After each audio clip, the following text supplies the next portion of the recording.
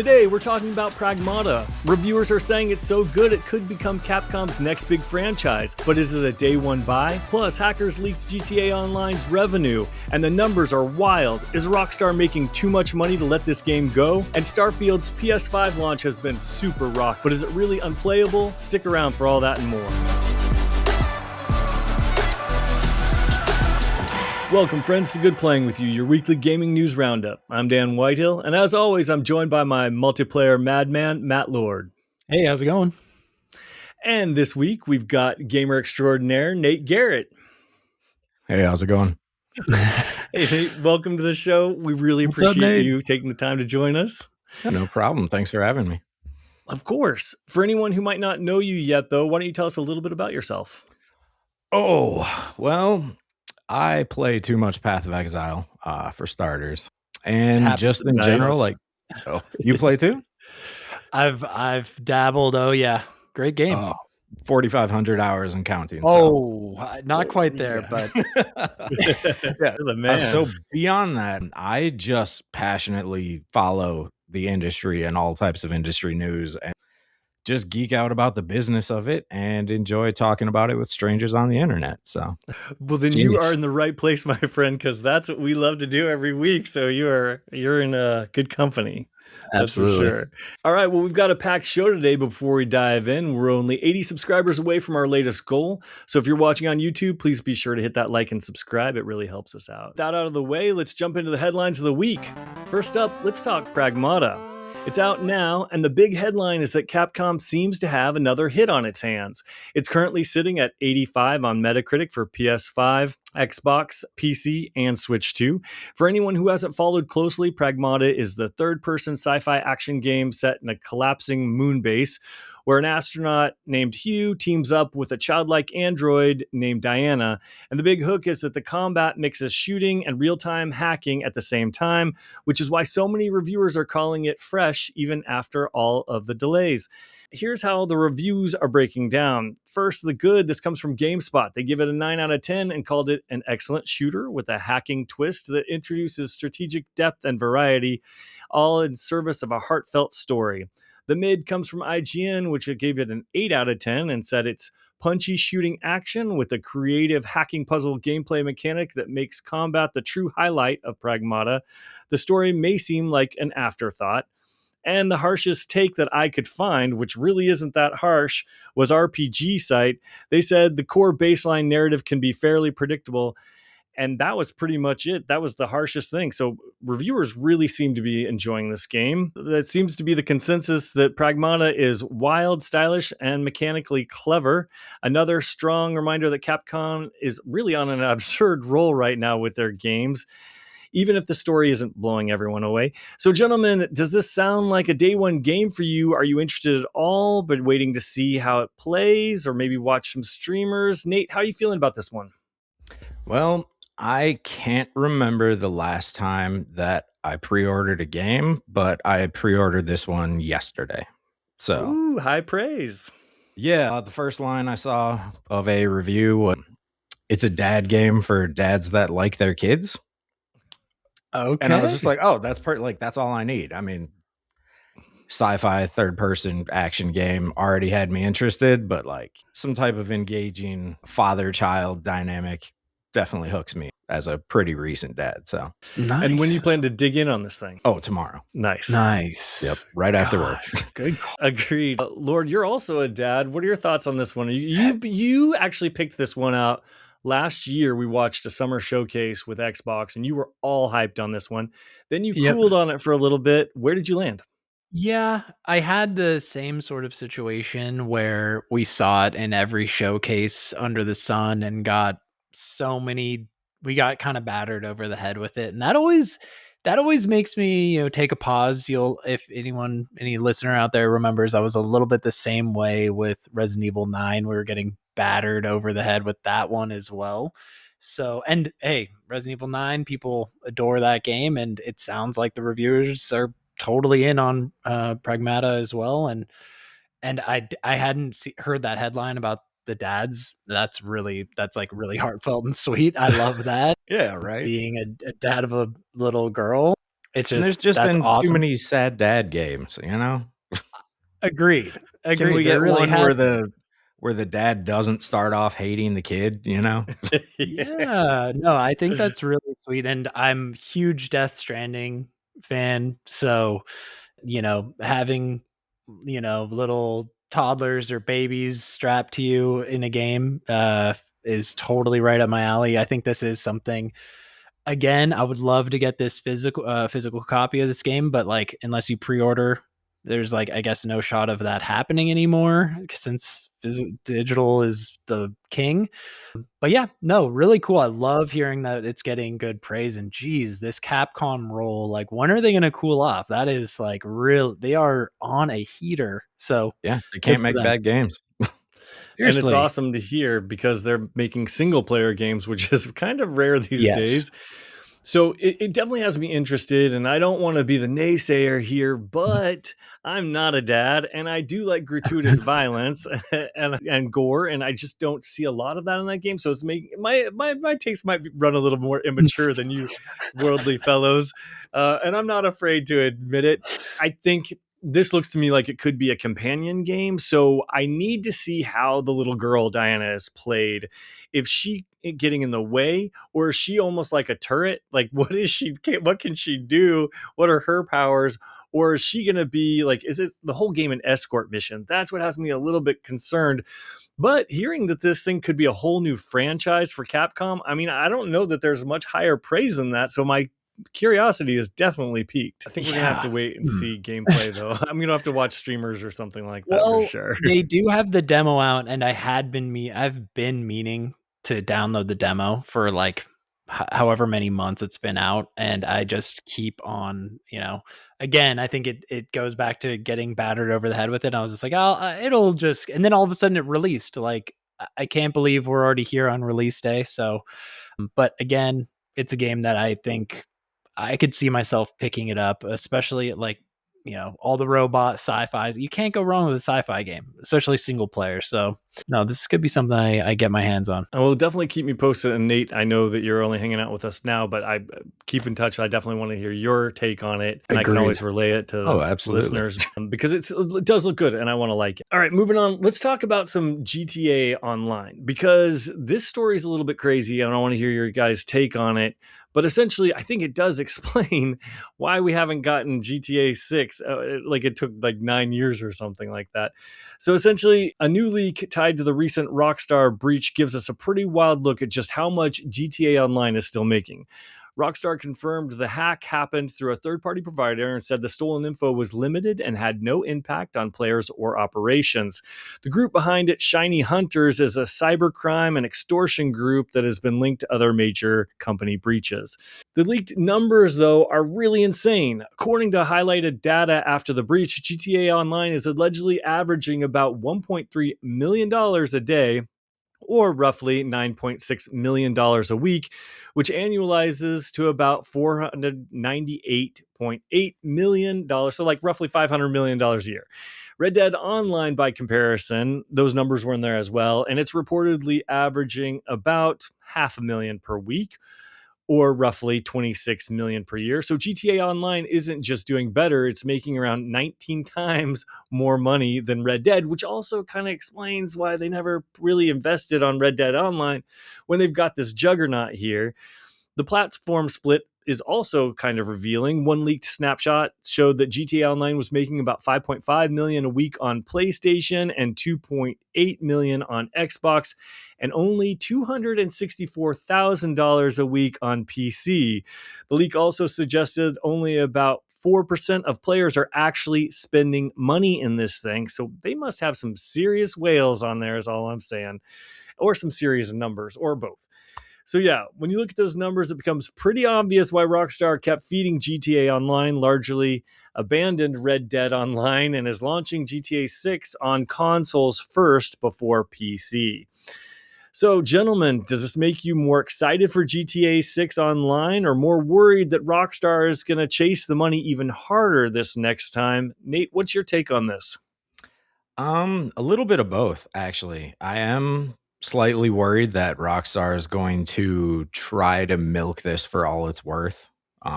just in terms of like on this news coming out, their stock price went up. Yeah. They have to immediately back that up with conversion to GTA 6 online from 5. And if they don't do that, if the player base drops off at all, like that's a threat to their revenue right there. So I imagine that part of the reason why they probably delayed it is to make sure they have a rock solid game coming out. They can't afford any issues with it. And I'm also not really surprised about the Red Dead stuff. When that first came out, I tried online for like 20 minutes. It was like, oh, okay, like I see exactly what this is, and then never touched it again. Yeah, right. GTA Online was a bit too hectic for my taste, and for multiplayer games, I prefer first-person shooters, not third-person. But yeah, I'm excited for it to come out, but I'm still a little bit hesitant over the fact that they haven't even bothered announcing a PC version yet. I know it's by revenue, like very small compared to their console stuff, but it's like, come on, guys, we don't need 15 remakes, high definition packs, whatever that they did with GTA 5. Like that was on what 13 years of console releases now. Like can we just have all of it day one for once? Right. Gosh, yeah, absolutely agree. I do think they need to announce that PC drop. I mean, even though it's not made, I feel like now that we've seen these numbers, it just makes me realize how revenue driven Rockstar is. Like, They have to if you're be. making $1 million a Yeah. day, like you clearly are not going to abandon that game if it's still making that kind of money. Again, I mean, I think the biggest shocker for me is the 4% of the players that are spending money in that. That is truly unbelievable. Like what kind of like millionaires are out there dropping money on shark cards? It must be seriously like they must be somehow getting like a big return on investment for that one, because it must be streamers, it must be those role players. There's got to be like something going on there. I'm honestly surprised also that Red Dead 2 is even making any money at all, Yeah, because right. I was with Yeah. you, Nate. Like I that mean, I online assumed was it was so making money on sales, like, yeah, that's what I thought. Just $30 or sales, like, something, but dude, that the online for that one was so busted, unfortunately. And yeah, and to me, GTA Online is busted. So this whole thing where it's still getting this kind of revenue, it's stunning to me. And I just honestly, like, once GTA 6 comes out, I mean, I wouldn't even be surprised. I mean, Dan, if there's no online for a long time, they keep 5 going, and then who knows, maybe like a couple years, maybe 3 years down the line, they drop the next online. Whoa, Um, whoa, whoa, well, yeah, whoa. yeah, how long do they 3 wait? years. I'm thinking like a long time. Is that No crazy? way. That I is was crazy. assuming it would be within, like, 6 months.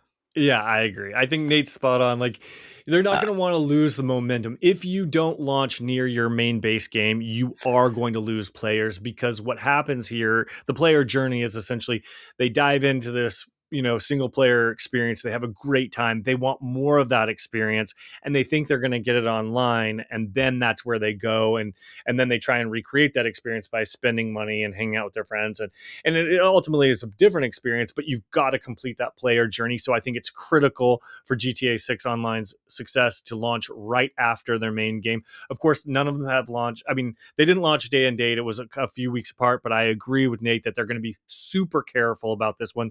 So it might be a month, might be 2 months, but it can't be too far away from the main base game. I think the wild thing here, though, is how little they're making on PC. And I'm guessing it's because PC has mods. I'm guessing it's because PC people are all cheaters and hackers. And so Whoa, now. they're just like, screw this. And we're going to focus on the console players who, unfortunately, we're not able to do anything to the base game, really. And it's a lot harder to hack there. So I think that they know where their bread and butter is, and they are kind of sticking with it. I think the most shocking thing here, though, is if you're making this much money, like what's your business strategy? That's really, I want to sit down with these people, the executives at top, and say, what's going on with your business strategy? For almost 10 years, there has been no DLC single player. There has been no other real games other than Red Dead being created. There should be studio expansion. There should be more content coming out here. If you're sitting there making that much money, well, aren't you thinking, hey, I could make even more money if I made more content? And they're not. They're just putting it directly into the online. Now, I know you guys, well, especially you, Lord, were bagging on the online experience. And for those people who played it right out of the gate, it was a miserable experience. My buddy did get stuck in the garage of his apartment after he bought it, and then he got stuck in the garage and couldn't get out for 2 weeks, and all he had was a black screen. I felt so bad for him. It was funny though. But we all ran around, we had a good time. But I gotta tell you, honestly, like I dip in every couple years just to see. They always get me when they're like, hey, you get a free $1,000,000 if you log in this weekend. I'm always that schmo. I see it on Twitter, and I always jump in when it's a free $1,000,000. And then when I'm there, I'm like, oh, well, there's this, there's that. Lord, I know the first thing you're going to say, and you're spot on. I can read your mind right now. The menu system is out of control and a fucking nightmare headache to get your head around. And dipping in over the years, it has not gotten any better, and it hasn't gotten any simpler. So that's the first thing they really need to figure out when it comes to GTA 6 Online. But really, I think the game is okay. Then they keep adding to it and stuff like that. It's just so dated. And there's so, talk about collapsing under your own weight. I'm so ready to move on. I'm really curious to see what they've learned from that and how, they've improved things on GTA 6 Online. But I'm a little worried they might have learned the wrong lessons here. I still think they're going to delay the GTA 6. Like, I don't know. I think they're going to do like a big combination of the two. Like, it won't be exactly GTA 6 oriented. It'll be like a huge amalgamation. Hopefully I use that word correctly. Close enough. Never used that word my entire life.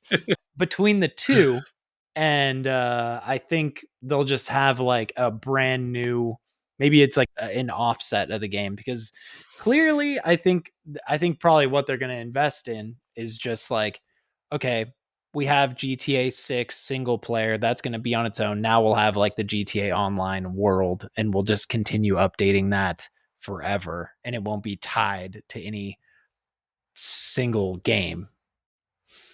So what do you think, Nate? What about the launch, and what do you see in terms of like their future investment and the state of GTA Online when it launches?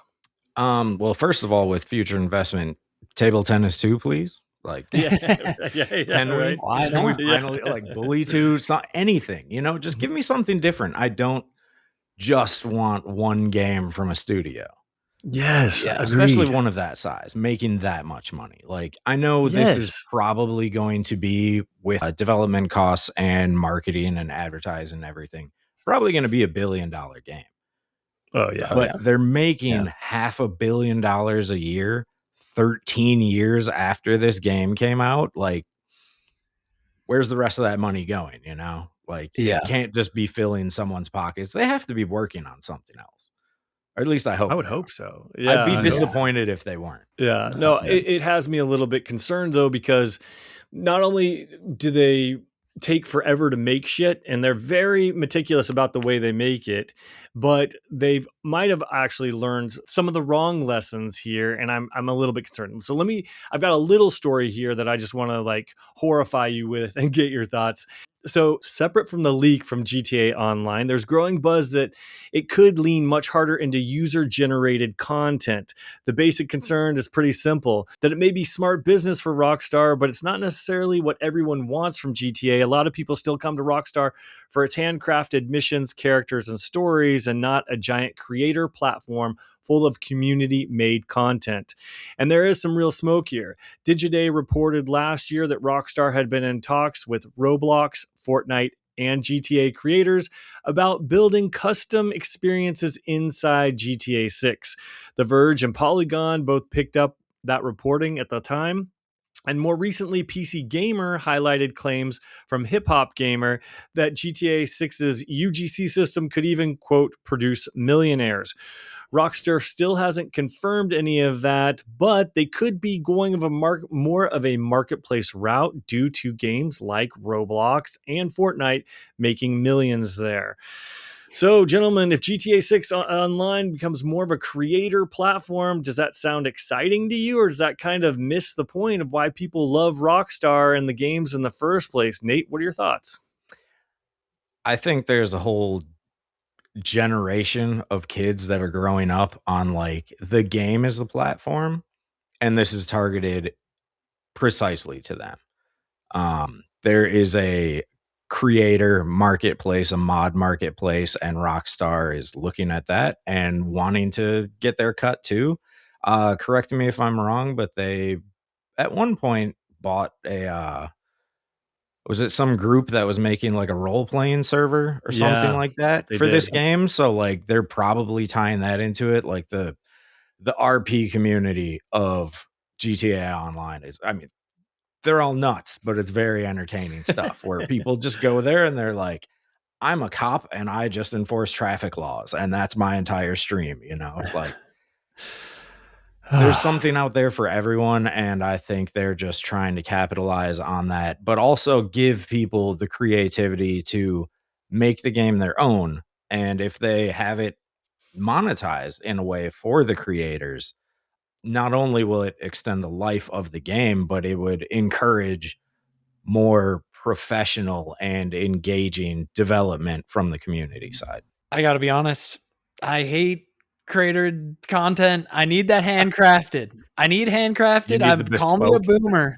I'm a boomer out here when it comes to I don't want to see anything handled by anybody besides the damn developer or like it's just I don't know. I just feel like that is where like they're the professionals. They need to handle the game and make it as good as it can be, and I believe they're able to do that. But I feel like it's almost a cop out when they hand all the tools to the creators and they're like, "Here you go." Like now it's up to you guys to make it. I know they make great content. Don't get me wrong. The content is as popular as it is because it's good, but at the same time, it's like I don't know. I want it to be done very professionally and as the game is intended, I suppose.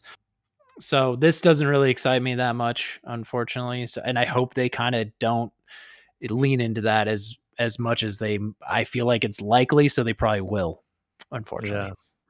Yeah, this one, I mean, really has me concerned because while it's an unsubstantiated rumor, it just makes too much sense. I think Yeah. there's so much money on the table for them to make GTA a platform that I think it's got to be true. And I'm with you, Lord. I think this crap. This is not the shit that I want. Yeah.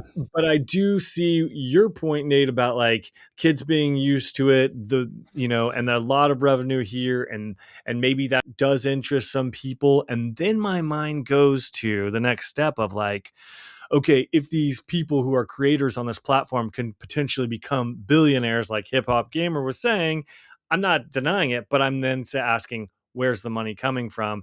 And then my mind goes to, shit, they're going to have, a weekly season pass online or some sort of continual Fortnite style revenue generating scheme, or it's going to be more Roblox style where it's in game and experience microtransactions. Like the potential here for financial malfeasance is Oh really yeah. high, and it has to be very concerned. Nate, what do you take on that? Do you think we're in for a microtransaction hellscape, or can this be handled, without that? I think we're gonna see it. Like there's no way you have a game that's this big with creators that have a chance to monetize their content on a platform and not have some Roblox style hellscape. Yeah. I mean, we will have at the same time like a recreation of Mario 1-1 and an Yeah. island of dicks that cost money every time you turn left, like Uh, We will have both the good, the bad, and the classic all in one. And hopefully, if there's not some sort of like moderation to it, the community has the ability to uplift good content and like downvote bad content. Yeah. Well, how are they going to maintain their $1 million a day revenue without an island of dicks is my bigger question. So I think I do have a question for you guys. With the amount of money that they're making with GTA Online right now, do you guys think that they will implement some sort of good faith incentive moving forward to the new platform for GTA Online current users, especially the big spenders? Damn, some that type is of such a like good roll question. forwards currency or skin transfer items, something. I think they would have to. Because it's hard to leave that stuff behind. Yeah. I agree, but they stand to make so much money. You're right. They've got to provide some incentive to switch over, but they don't want to give everything away. I definitely think the shark cards and that sort of stuff won't transfer. Like your money's going to be stuck on. Absolutely not. Yeah. So I think your money is definitely stuck on one platform. They're not going to combine the money. I would say maybe there's some sort of maybe a skin, maybe like it's going to be small. There'll be a small nod, but I don't think, it's going to be much. An exclusive skin based on how much money you've spent. Yeah, the whales will make up. They'll buy back in. There's no question. But like for Path of Exile, when Path of Exile 2 came out in early access, one of the things that got a lot of people on board was they were like, all of your stash tab purchases come over. All of your skins, we have artists working on updating them for 2. Those will come over. Stuff like that, where it's just like, we know you have all this stuff that you don't want to leave behind. So some of that we're going to move into the new game. Just an incentive to get your foot in the door, Yeah. No, it would definitely be smart. I know when Red Dead first came out, they did some cute stuff like you could get, there was a little treasure you could find, which was a revolver in Grand Theft Auto Online that was tied into the Red Dead. So they definitely have done cross promotions between games. So it makes complete sense that they would do that here. I hope that they do that sort of thing here, but it just has me concerned because I'm wondering if there's not a fundamental change in the monetization of the platform. And the reason I ask that question is because as someone who's dipped in over the years consistently, the game has gotten far better. It's still not great by any means, any stretch of the imagination. And it is starting to look a little bit ugly, even though I have bought every fucking version like an idiot. I've owned all 3 of them on all 3 consoles. And I still jump in for the 3 million. There's a free $1 million, I think it was last weekend or the weekend before. I still jump on those, and I'll jump in on holidays and that sort of stuff. But my point is, the game, to be honest with you, it's kind of pay to win, and it's the rich people that can either run these heists over and over and over, which I'm not always good enough to do to get all of the jewels and crap. Or the rich people that can buy these like oppressors. It's like this flying machine that shoots rockets, and then they can grief people. But then they've turned it off so you can get out of lobbies with that people and be ghosts and stuff like that. So they've worked a way around it so you're not as annoyed by them. But that doesn't mean they're not feeding into it. They have this truck, the Terabyte, which is like a mobile office, and then they've got this oppressor flying machine that goes with it, and then they've got I own the submarine. I'm not gonna lie, and I have a lot of crap too. So man, if my submarine came through, that would be amazing. A pre-order bonus was the blimp, and it's the most pointless thing online because the second you take off in that, you get shot. But my point is, the game's kind of pay to win. Do you guys think it kind of stays that way, or will they embrace something like a season pass that is and cosmetics to monetize the game and keep it a fair playing field, or will they still lean into that, pay to win? Nate? I think they'll do all of the above. I think they will somehow integrate multiple revenue streams from different angles through microtransactions and creator incentives and whatnot. Yeah. Damn it, I think you're right. Yeah, I think they'll start off being not pay to win because that is such a taboo world taboo word in the gaming world. Like people just hate that. And GTA 5 has been out for so freaking long that it has flown under the radar that is the case in that game. So after it's been out for enough time, then you're gonna really start seeing the pay to win. I think they'll do a battle pass.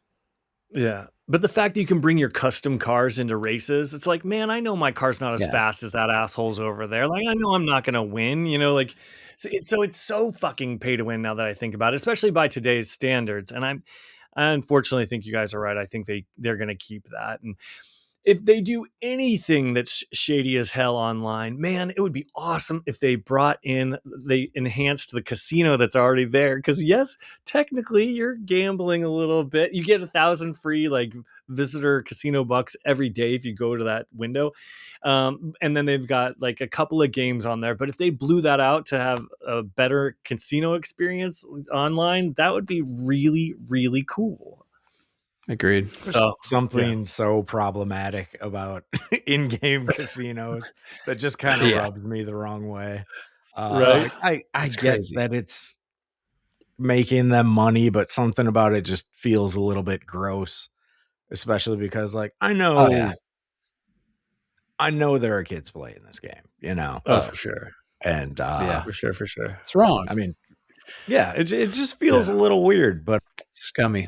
At the same time, like until it gets regulated, like they're gonna do it, Yeah. No, I agree. I just hate their monetization now because, man, you have to buy every gun, you have to buy every bullet you shoot. Like that sounds like bullshit because bullets are everywhere in the main game. But the fact that you have to buy ammo and armor and you have to work so hard to unlock, I don't know. I hate their monetization, and I'm afraid you're right that it's going to be all of the above when it comes out. Woof. Yep, that's exactly why I will play the single player and never touch it again. Just that. Yeah. I know exactly what my 70 to whatever they want to charge for the base game is. Like it's just going to be that, and then I'm out. Yeah. I'll be the same. If you can say anything about them, at least they did an amazing job updating it over time. So it does kind of give you reasons to dip back in even to the base game over time.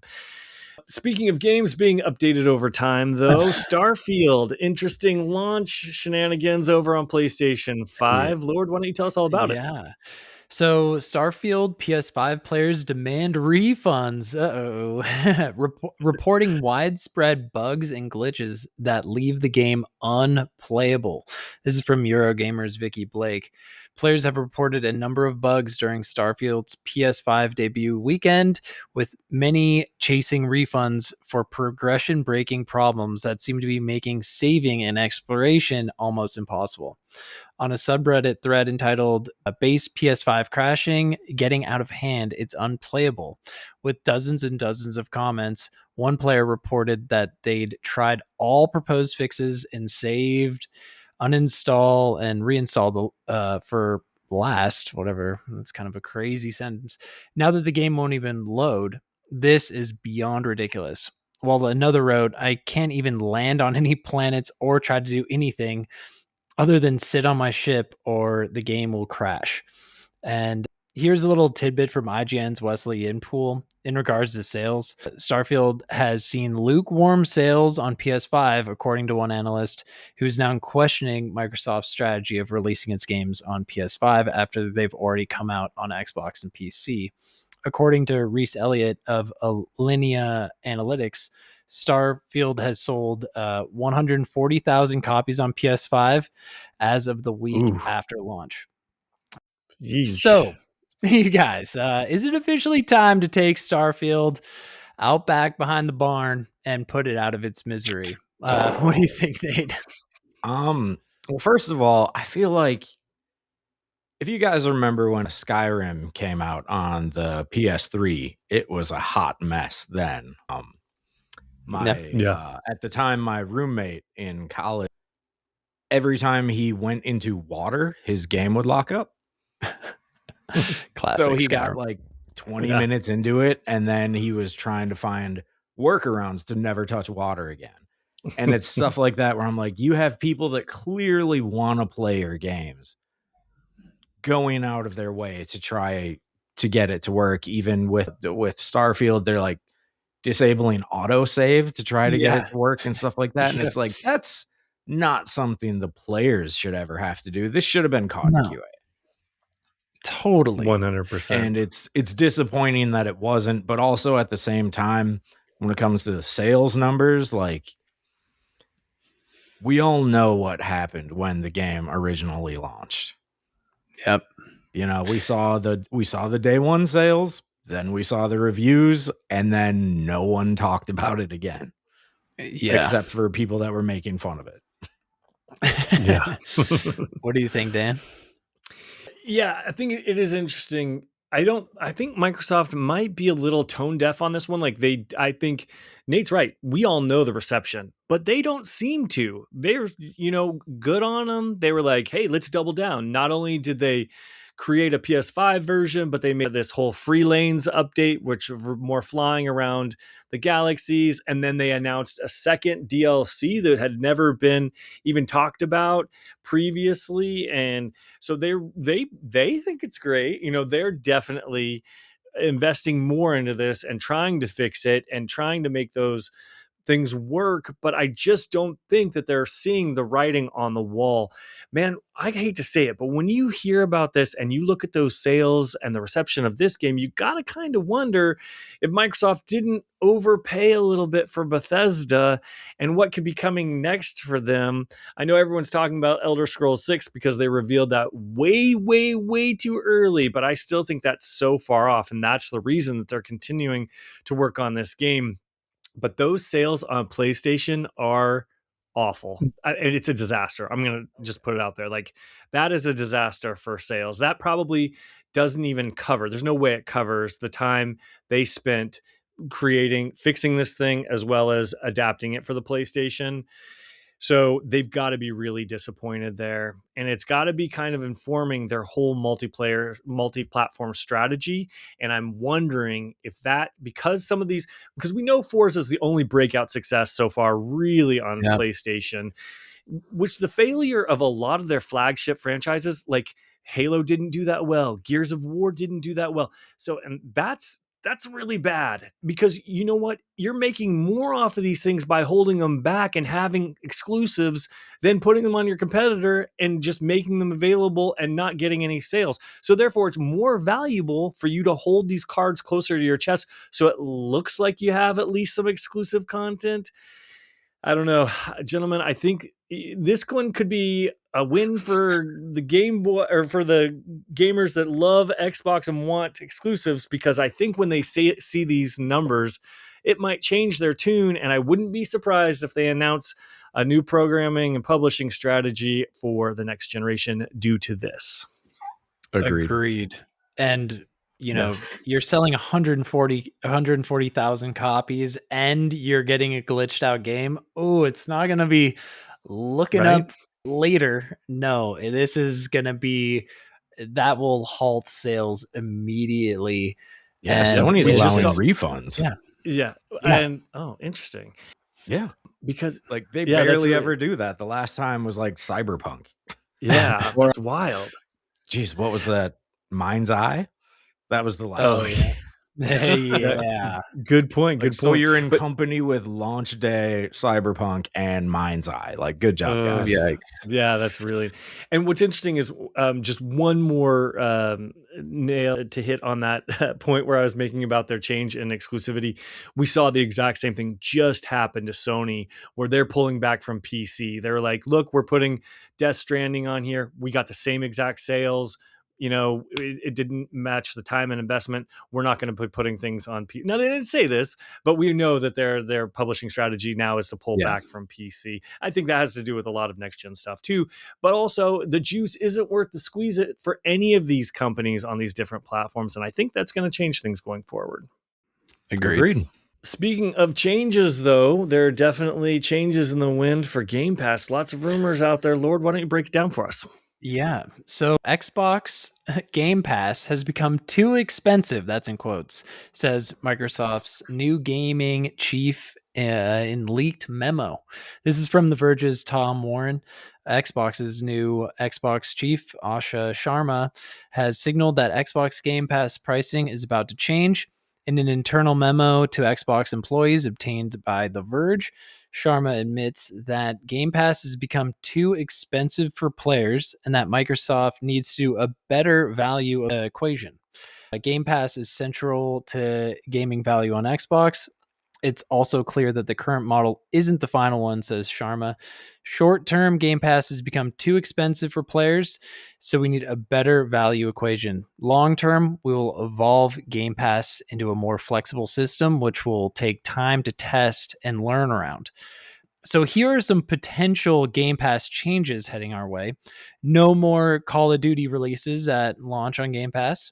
Perhaps a $6 a month tier, and possibly advertising within Game Pass. So, gentlemen, is Sharma really out here looking after the players here, or what do you want to see happen with the future for Game Pass? Nate, why don't you take it away? First of all, if there is an ad-based tier, it better be free. I'm sorry, I'm not paying money for Game Pass if there's ads in it. Like I will cancel it altogether. When the price increased to $30, I immediately dropped from Ultimate to just PC. I do agree, $30 is way too much to ask.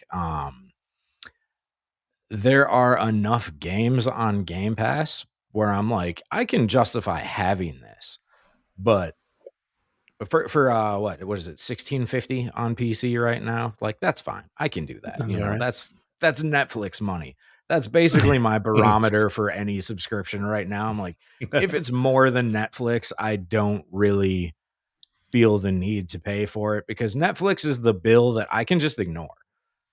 Yeah. I know it keeps going up every 6 months. It goes up $2, but like, I don't feel like Xbox earned doubling Game Pass Ultimate's price like that. Yeah. Agreed. Ugh. Yeah. Dan, you're the Xbox Game Pass expert here. Let's get your take. Yeah. First off, regarding Asha Sharma, look, I know this memo. They all knew it was going to go public, so this isn't like a secret leaked thing. I think it's good that they're trying to find different things and different mixes because they haven't perfected Game Pass. That's for sure. It initially it was great. In fact, people used to refer to it, if you remember correctly, as the best deal in gaming, and that has long since been fucking shot out of the goddamn window because it is so expensive and so overpriced. But I hate to break it to you, I don't see any company giving back money. They will not lower this price. They might bundle it with something else. They might do something like that. They have broken the threshold of $30. And unfortunately for us assholes like me, I think we're stuck there and I'm going to be stuck paying this thing. I'm going to dip in and out, of course, depending on the games. And in fact, they did even mention that one of their ideas was maybe just to do a tier that's only their latest releases and none of the extra stuff.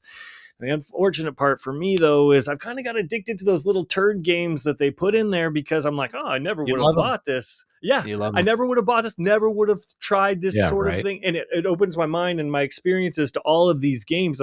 Slay the Spire, holy crap. I'm not a card dude. Suddenly I am the ultimate card player because I went crazy for that game. And I can credit Game Pass for introducing me to so many of these games. So it is valuable. But then it does get bloated. Look at this. Nobody asked for the Fortnite thing, the pass and crew. Like I didn't even have crew, and I play Fortnite all the time. And I'm looking at this like, the hell, why did you go to Ubisoft Plus? Please, those games come out and a year later they're at like $5-10. You know what I mean? Like there's no need for us to be paying for Ubisoft Plus. I mean, no offense to Ubi, they make some very mid games, but it doesn't need to be in there. And so this thing is incredibly bloated. And then of course the biggest thing is Call of Duty. I'm not a Call of Duty player and I do resent the Call of Duty tax. So how do they dissect this is the real question to make it palatable for gamers, because you've got some people who are way into Fortnite and some maybe they have like a shooter bundle, or maybe I don't know how they do it, but they do need to figure it out, because right now this $30 tier is bullshit. So it needs work. My thought is Sharma is doing more for players than Phil's done in 10 years. She's at least or saying however the right damn words, long you it know? goes. Dude, I'm gonna get a Sharma for the players shirt. I can make you one. I don't mind. Whoa, make whoa, one. whoa! It's way too I know. early. I'm just. Phil, But good. hey, Phil did some good. He did some bad, but he did some good. yeah, I can't recall good, but I can't recall the bad. No, I'm teasing. No, I think whatever this memo, however it leaked, she is speaking, I think she's saying what everyone's thinking about Game Pass currently, which is no surprise. And I had canceled my Game Pass long before the humongous hike, so I'm not exactly even in, I'm not in the world where I'm like, yeah, I'm trying to boycott it, whatever. I don't know. I didn't get quite enough use out of it, and I had to go through all those keys to buy new Game Pass and do all that, the weird like $1 transfer, yada yada. So I was just like, I got to stop this. This is too much. But it'll be cool. I can't get behind anything advertising wise. That is like a complete no. Streaming kind of off the table. The $6 tier, maybe with no ads, that could be cool. A very and Dan, you could still get your little your little one-off games that you love to play so much, and that could be cool. But yeah, I don't fully know what I want to see out of Game Pass yet. Hopefully Microsoft cooks up something good. Nate, what do you think? What do you want to see? God, it's kind of hard to say. First of all, every once in a while I get nervous about saying this on the internet, but I think Xbox should just make multiplayer free, first of all. Yes. Can we just finally get around to that? I think that's my theory, ridiculous. though. Like, that's my theory for next generation, is that both Sony and Xbox will have to go to multiplayer, because they're doing these consoles that can run PC games, and a PC doesn't have to pay. So I've been touting that theory, and hopefully, I don't know, I'm making shit up, but I hope it's true, and I'm totally with you. Even just with Call of Duty, you have the base multiplayer and you have Warzone. Warzone is a free-to-play game that you don't have to pay for multiplayer. And when you buy Call of Duty, you have to pay for that multiplayer. Like, it doesn't make sense to me. Yeah. No. The paid-for game is the one you have to pay for online. Yeah, that really doesn't make sense. But besides that, just generally speaking, I feel like there needs to be a trimmed back tier of Game Pass. Even if it's like just first party games or something like that, and it's like $5 to $10 a month or something, like I would do that. They have enough first party games coming out at a steady rate for me to be like $120 a year just to play all of these and never have to worry about it. That'd be fine. Yeah. But when we're getting over $300 a year for your subscription service, I'm like, yeah, you better not have a bad Call of Duty. Like, and I agree. One thing we have Black Ops 7 right now, and a lot of people bounced off of it, and it's just like, dude, you can't raise prices and then have a bad Call of Duty. Yeah. Well, and one thing that was mentioned in the article is, Microsoft lost $300 million on Black Ops 6 Game Pass launch, so they got. But I'm sure they picked up a lot of subscribers to Game Pass. That's so you can't really. How did they come up with that number? Is that people with Game Pass who played the game? Because that wouldn't be 1-to-1 for purchases. I agree. Yeah, but I'm guessing they're just equating it to like, okay, how many would have sold, and they just calculated it that way. Yeah, or I think it's I'm no mathematician. Sure. Yes, I'm just wondering like what their conversion rate was for that, because like different Call of Duties have different sales, like true. Who's to say? Is this some Nirvana or not Nirvana, Metallica saying that they have like 30 million missed sales of albums because of piracy. Like, dude, not everyone was gonna buy that. Like, Napster. 2 more points though that I have to make before we move on. One is like, fuck, I forgot my first point. All right, one more point before we move on. I want to make real quickly. Perfect. Is I hate to say this, but I think the ultimate, what I want to see is, and the ultimate, I think, solution, hopefully, maybe they'll figure this out, maybe they won't, is to go the streaming route. And I know that sounds horrible because streaming has really gotten shitty over the past couple of years. But one, I definitely think they have to do the ad tier. That just has to happen. Unfortunately, look, I don't want it. You guys don't want it, but it's not for us. It's these little kids with their phones in their bedroom, and it's going to grow their player base. And they should 100% embrace that and go for it, which is great for other people and not for me because I don't care. And the second thing is they need to embrace the a la carte model that streamers kind of have now. So if you've noticed, like when you've got your Amazon Prime, they're trying to upsell you to Stars. They're trying to upsell you to MGM Plus, or I don't know, all these crap ass ones. I don't care. I need my base Game Pass. I don't need to be paying for the PC version. I don't need to be paying for Fortnite. I don't need to be paying for even Call of Duty. I don't need to be, I need my base. And then you can try and upsell me with all these little add-ons. And hey, if you go that direction, then go wild. You can have all sorts of add-ons. You can even have Netflix, because I know we know that they were talking to Netflix as an add-on. You can have me bundling whatever the fuck you want into this thing. I'm not going to buy it. I'm going to stay on that base, but I'm going to pay less. And then I'm not going to have all these little crap ass subscriptions. That's where they need to go. They need to pare it back to their core and stay there. And I guarantee you they will grow, and then they can add revenue by all of the little a la carte add-ons. That's where it should go. Yeah, some consumer choice would be good. Yeah, exactly. Love that. Yes. Well, we'll see what happens to the future Game Pass. Hopefully they listen to us, and something tells me they won't. And they get that thing figured out, because at $30, it's insane.